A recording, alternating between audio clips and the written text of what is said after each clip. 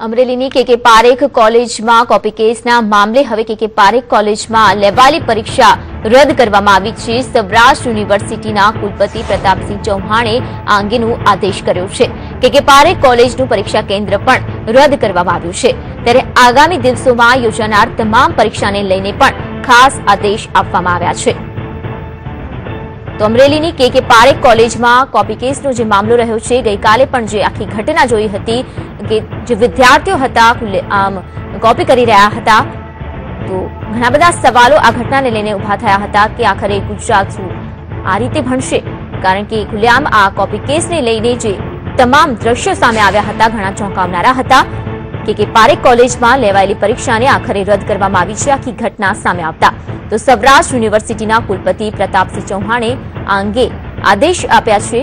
ત્યારે કે પારેખ કોલેજનું પરીક્ષા કેન્દ્ર છે તેને રદ કરવામાં આવ્યું છે અને આગામી દિવસોમાં યોજાનારી તમામ પરીક્ષાને પણ રદ કરી દેવાઈ છે।